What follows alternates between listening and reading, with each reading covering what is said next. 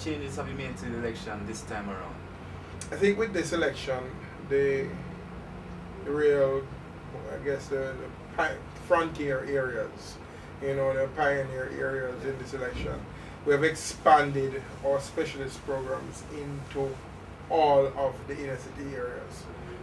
So in all of the inner city areas, persons who will run those polls do not live in those areas. Okay. So we are not saying those people can't work for us, but they can't work in their constituencies. So they will come and work uptown, and a lot of uptown will go downtown, right? And you'll find that I think will have everyone vote the same way in the country. Where they live in the toughest inner city neighborhoods, they're gonna vote the same way all of us vote in Jamaica. One that vote somewhat for lowers the likelihood of influence, Exactly, and intimidation.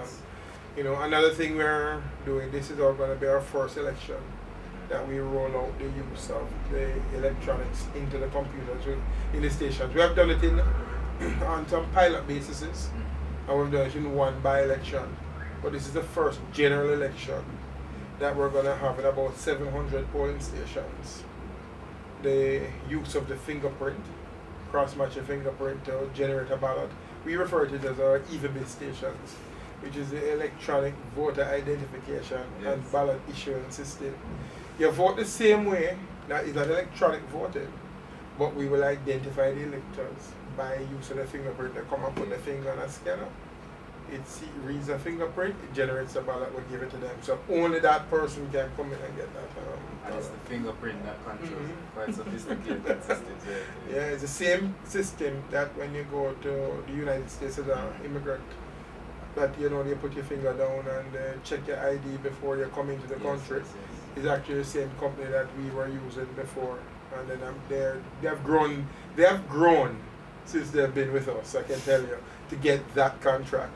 Because the same scanners, same sort of data structure, same type of thing they use. Yeah. Okay, I know that you've already warned some of the candidates of the constituencies of West St. Thomas and South East St. Elizabeth of the postponement of the polls. Is that step unprecedented? What is likely to be the outcome of this election? Well, the postponement of the election, based on that, would be a precedent. Warning them and stopping them from campaigning. There's precedence for that.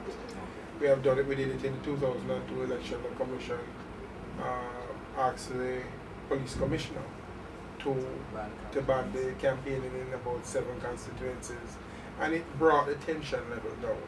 What it ends trying to happen, a lot of the violence after people are leaving a meeting and they're all hyped up, you find that they run into some supporters and things that are probably non-political. This is a period people will use to settle a lot of those differences. Oh yes, that's valid. So we try to, in some constituencies where it's getting out of hand, we'll stop them from having those meetings to essentially cut down the opportunities for that to happen and the likelihood of loss of life or injury because of it. Okay, so on the whole, do you think that candidates and activists have improved their conduct this election?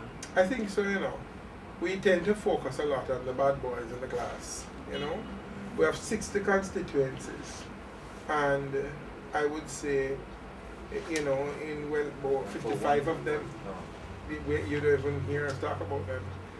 Nobody has spoken about them. What we're talking about is 5 constituencies out of 60. So we'll focus on them, and that's how it is in a class too, You're teaching, you have a couple of students who the teacher always come to know their name, It's either the good students or the bad students. Here sometimes all we focus on is the bad students. For whatever reason. So I used to be one of those students, I know the feeling. He was a bad student, yeah. But every now and then, I sat at the back of the class, I try to keep out of trouble. That was back then, though. Way back then. You predicted a better election this year than ever before.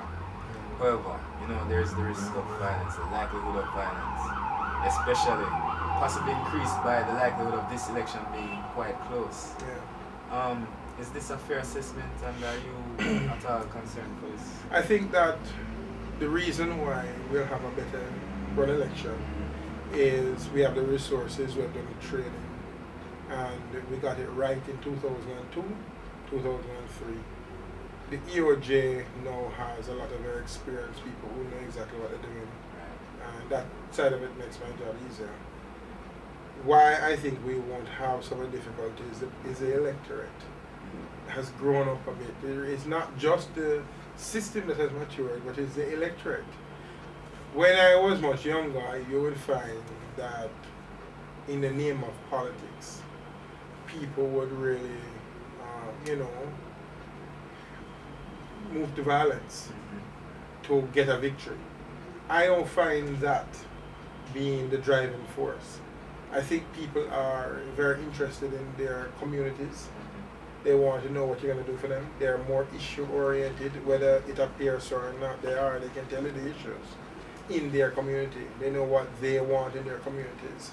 And it is more important to them to know who the candidate is. Right. Ideology is not what separates the political parties anymore. When I was young, one was socialist, one was capitalist. Right.